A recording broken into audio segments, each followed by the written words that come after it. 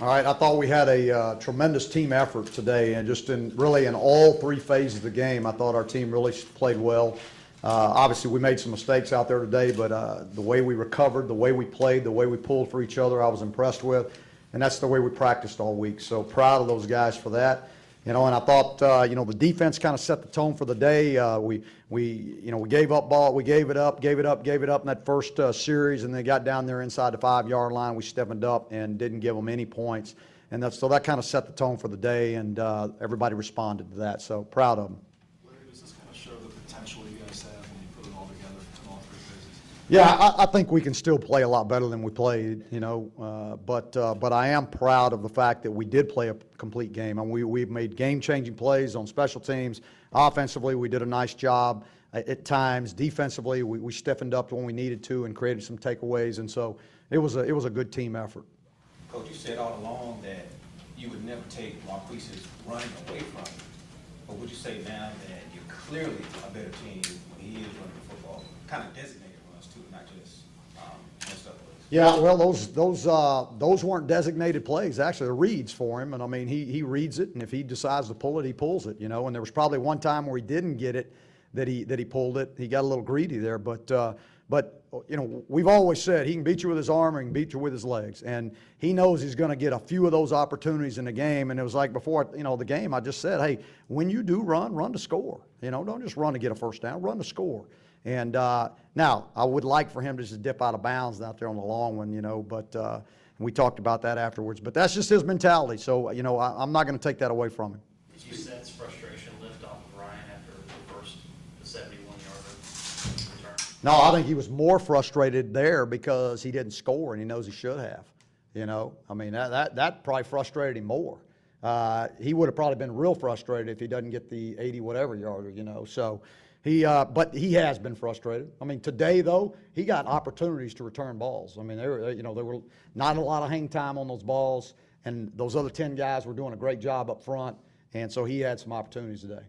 The ground game looked more like it did in the first game. Looks like you guys got some of that stuff on the line worked out. Yeah, we did. We knew that they were going to move a lot up front. So the first thing you do as an offensive lineman when there's a lot of movement and twisting and angling and all those things is to kind of come off tentatively.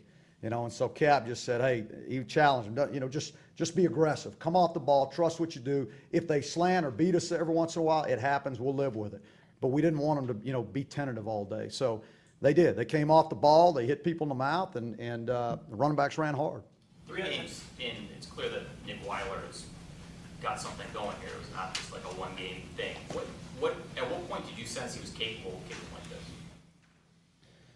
Really, I sensed it last year. We just didn't get it last year, but it was there. I mean, he's had the talent. The confidence was the issue last year. And now this year he's full of confidence.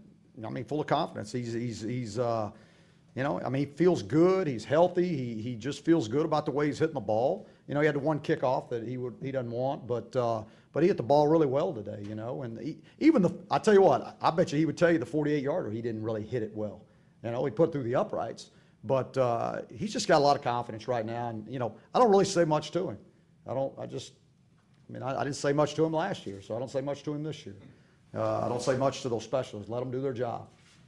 You guys think he can tackle too, Coach? Yeah, he made a great tackle on the kickoff. You see him down there?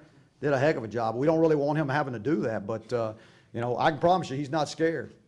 You guys had 3 passes broken up in the end zone today. I wondered how you felt your secondary play. This is their first kind of test of a team that can throw around with it. Yeah, because Lunt's a good quarterback. I mean, he can spin it. He's when they spread you out in their 10 personnel, he can throw the ball around really well. I thought the guys responded pretty well. What was it, a little less than 200 yards passing. I mean, you do that now. This day and age, you're doing some good things. Secondary was improved position group from last year. I don't know. That's hard to say because it doesn't just happen with the secondary. I mean, you got to get some pressure up front. You can't cover forever. I mean, so, I just say as a defense, our guys have improved overall. What effect did MJ Stewart's interception in the first quarter have on the overall momentum of the game? That's big. I think we only got 3 points out of that. Am I right about that? Yeah, that was disappointing, but big. Anytime we get a takeaway, that's huge. I mean, because that's a big key to victory for us is for our defense to create more than 2 takeaways.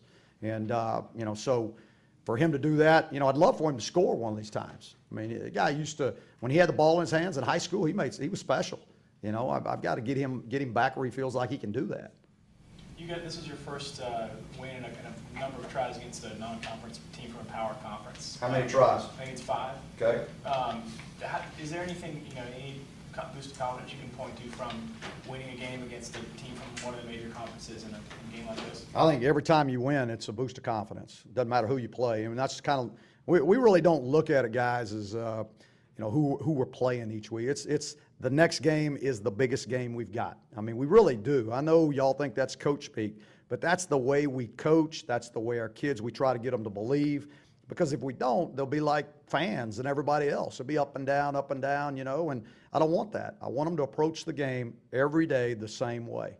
And if we can do that every week, we'll be okay. That said, it has been a while since you guys had a game like this clean and style.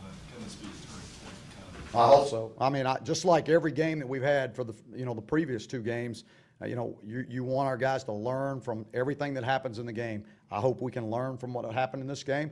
When we come back to practice, I expect us to approach it the same way we did the last week and the week before that. We're going to get the corrections made. We're going to learn from it. Hopefully we don't make those same mistakes and we become even better because the team's got a lot of potential. Did you have a chance to speak with Quinshon Davis after the record set? Not really on the sideline. I don't want to say too many good things on the sideline. So, but in the locker room I did. I mean, that's pretty cool. We've been playing ball around here for a long time, right? A long time. I mean, anybody in here was alive when we started? So, and to own a record like that, that's pretty cool. Pretty cool. How did he feel?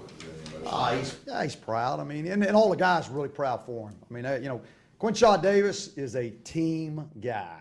He's the epitome of a team guy. I mean, there's been a bunch of games where he could have broke that record and he hadn't. Never said a word. Didn't care. That's not been his number one thing, is to go break the record. His number one thing is to win football games. And I'll tell you that more impressive to me was the one pass on 3rd down that got tipped and he knew he was going to get hit. He knew it was coming, and he made the catch and got picked up the 1st down. That was a big play for me. Is there a special connection between you and him? You came in, and your staff came in when he was your first class. Quinshon, you know, we laugh all the time, and I give him a hard time about it because I can remember recruiting him, could never get him on the phone. Never. And I'd get his mom every once in a while, and she'd say, Coach, he's sleeping. I'm like, nobody can sleep that much. It's not possible. Now that he's been here, he can. And he does. When he gets a break, he's sleeping. That's what he does. He hasn't changed either. And, you know, his mom, his grandmother, they're wonderful people. And yes, we do have a great connection. Anybody else? All right, thank you everyone. We'll have players out in the. Thank you all.